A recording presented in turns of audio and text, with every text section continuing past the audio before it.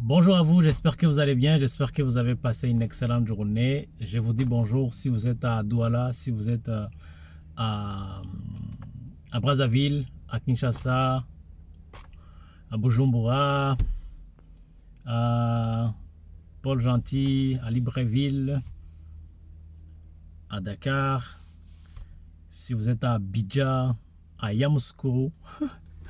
Vous êtes le bienvenu dans cette nouvelle vidéo. Je salue tous nos auditeurs du Sénégal, tous nos auditeurs du Cameroun, du Canada. Je suis très content de vous compter parmi nous. Si vous êtes en Algérie, vous êtes le bienvenu au Maroc, en Tunisie. Si vous êtes en Amérique du Sud, vous êtes le bienvenu. En tout cas, je suis très content aujourd'hui de vous faire cette vidéo, spécialement pour les francophones, parce qu'il y a quelque chose qui se passe au Québec aujourd'hui. Non, ce n'est pas par rapport au ministre, au ministre, Premier ministre de la France qui est venu visiter le Québec, mais c'est autre chose. Il y a vraiment quelque chose qui se passe entre le gouvernement fédéral et le gouvernement provincial du Canada, du Québec. En tout cas, le torchon brûle depuis plusieurs mois. Il y a une querelle qui ne finit pas entre ces deux gouvernements. Pourquoi ils se querellent? Le Québec, en vrai, veut avoir le plein pouvoir sur le choix des immigrants qui viennent, qui doivent s'installer ici au Québec. Ce que le gouvernement fédéral leur dit, niet, c'est pas possible. Ce n'est pas à vous de choisir. Ce n'est pas, déjà, on vous a déjà donné beaucoup de droits que les autres provinces n'ont pas. Si vous êtes ici au Québec depuis un moment, vous vous rendez compte qu'il y a toujours des choses que le Québec dit. Oh, le fédéral nous envoie beaucoup de gens qui ne parlent pas français. Oh, on veut éteindre le français. Oh, on veut ceci, on veut cela. Oh, il y a beaucoup de demandeurs d'asile. En tout cas, il y a beaucoup de choses que le Québec se plaint. Vous savez, les francophones, nous les francophones, on râle. Dans tout, on râle. Mais c'est au-delà de râler qui est le caractère de beaucoup de francophones. C'est plus que râler en fait. Le Québec demande vraiment des choses légitimes. Okay? Là, je prends vraiment la position du Québec parce que ce que le Québec demande quand même est assez légitime. Certes, le Québec s'inquiète du français parce que il y a beaucoup de personnes des immigrants qui viennent ici, les demandeurs d'asile qui ne parlent pas français. Donc, ce qui fait que l'accroissement des nombres des anglophones il y a l'augmentation des nombres des anglophones ici au Québec, plus que d'habitude. Et le fédéral, le gouvernement du Québec ne le veut pas. Il veut beaucoup plus les francophones, les gens qui parlent français, parce que leur identité, c'est le français. Donc, ils veulent vraiment les gens plus qui parlent français. Mais c'est au-delà de ça. Le Québec demande trois choses au gouvernement fédéral. Il leur dit, nous, on veut que vous preniez des mesures pour que beaucoup de gens qui viendront ici au Québec, je parle de demandeurs d'asile, soient des personnes qui parlent français. Nous, on veut beaucoup de personnes, beaucoup de quotas, beaucoup de personnes qui parlent français. Même si vous nous envoyez les demandeurs d'asile, mais qui parlent français. Ils disent, écoute, on veut des avancées par rapport au nombre d'immigrants que vous envoyez ici qui dépendent forcément ou bien spécialement du gouvernement fédéral. Il y a des programmes qui ne dépendent pas du Québec. Il y a des programmes qui dépendent du 100% du gouvernement fédéral. Donc le Québec dit, écoute, nous on veut que parmi ces personnes-là, parmi ces programmes qui dépendent que du gouvernement fédéral, s'il vous plaît, intégrez beaucoup plus les gens qui parlent français. Exigez que ces gens qui veulent venir ici au Québec puissent parler français, puissent s'intégrer facilement au Québec. Ça, c'est la première exigence que le Québec dit. Et le Québec il frappe fort, a carrément menacé de tenir un référendum pour exiger au gouvernement fédéral de changer la politique en fait. Si jamais le gouvernement fédéral ne change rien, le gouvernement provincial, le gouvernement du Québec dit, écoute, nous on va tenir un référendum, donc c'est le peuple qui va se prononcer. Si le peuple se prononce contre ce que vous êtes en train de faire, on sera obligé d'agir par un coup de force. Okay?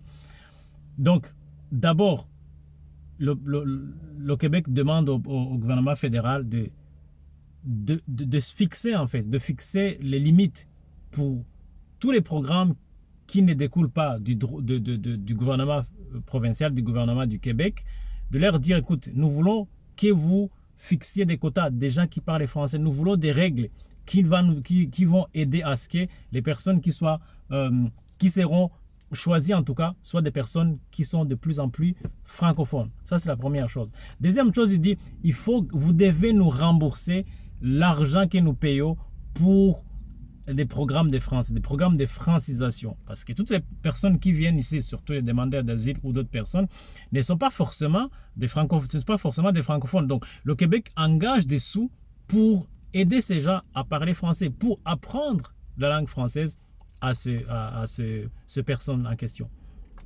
Donc, le Québec dit non, c'est pas à nous de payer, c'est à vous de payer parce que c'est vous qui nous envoyez ces personnes.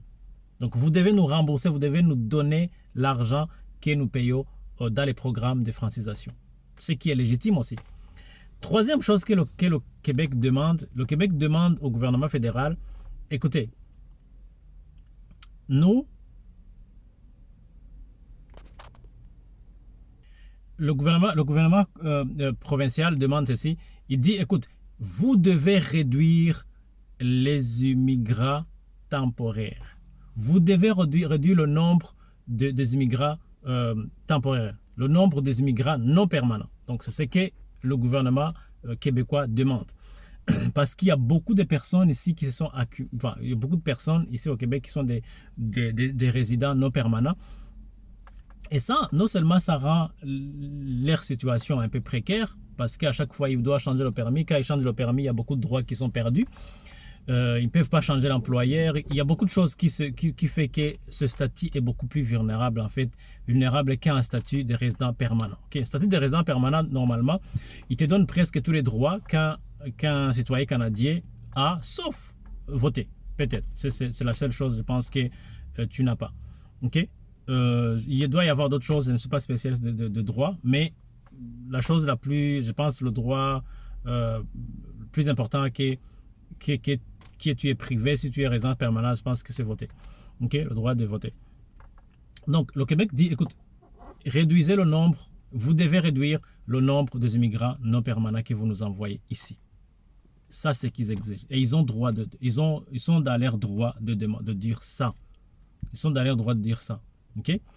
Et ils disent, écoute, il y a une autre chose que vous pouvez nous donner et ça va nous aider. En fait, beaucoup de personnes, 60% des immigrants temporaires ou des résidents temporaires qui viennent au Québec passent par les programmes de mobilité internationale. Ils disent, si déjà 60% proviennent de ce programme, pourquoi vous ne voulez pas nous donner le droit de piloter ce programme? C'est ce qu'ils demandent. Si on est capable de contrôler 60% des personnes qui viennent ici, on a une grande marge on a la marge de contrôle, en fait, de fixer vraiment d'avoir cette capacité de contrôle sur les immigrants temporaires qui sont ici au Canada. Si nous, on voit qu'on en a beaucoup cette année, on peut réduire. Si on voit qu'on en a peu, on peut augmenter. C'est ce que vraiment le gouvernement provincial du Québec demande et ils sont totalement dans leur droit. Et je pense que c'est légitime de faire comme ça. Et ils font un coup de pression au gouvernement fédéral pour leur dire, si vous ne faites pas ce qu'on vous demande, on s'attend à une réponse d'ici le 30 juin. Ils ont carrément fixé un ultimatum au gouvernement fédéral. Si le Premier ministre, M. Trudeau, ne fait pas un geste dans ce sens, nous, on sera obligé, le gouvernement québécois dit, nous, on sera obligé de tenir le référendum à propos de ce sujet-là, à propos de l'immigration, et c'est ce que le peuple va décider qui sera appliqué. Dites-moi ce que vous en pensez. En tout cas, moi, je prends le côté du gouvernement québécois parce que je vois qu'il y a quand même des choses dont ils aimeraient avoir droit, ils aimeraient avoir le contrôle, qu'ils n'ont pas en fait. Parce que le gouvernement fédéral ne paye pas pour tout. Donc, tous ces programmes de francisation, il faut que le gouvernement fédéral paye pour ça. Donc, dites-moi ce que vous en pensez. En tout cas, si vous êtes en train de faire vos programmes de migration, ça ne doit pas vous décourager, mais je dois vous informer pour savoir vraiment l'actualité de ce qui se passe ici au Québec, au niveau politique, au niveau financier, parce que mon rôle aussi, c'est de pouvoir vous informer, mon rôle aussi, c'est de pouvoir aider ceux qui sont ici aussi, qui ne sont pas à l'affût de l'actualité, ou bien qui sont en train de s'intégrer carrément, qui n'ont pas accès à l'information ou de trier ces informations. C'est dans mon devoir de pouvoir vous informer. J'aurais aimé que moi aussi on m'informe autant que je le fais. Et j'espère que ça va vous servir à quelque chose. Si vous avez aimé cette vidéo, n'hésitez pas à liker et à me partager votre ressenti, ce que vous en pensez dans les commentaires. Sur ce, je vous donne des nouvelles sous peu et à très très bientôt. Bye bye. Ciao. Bless you.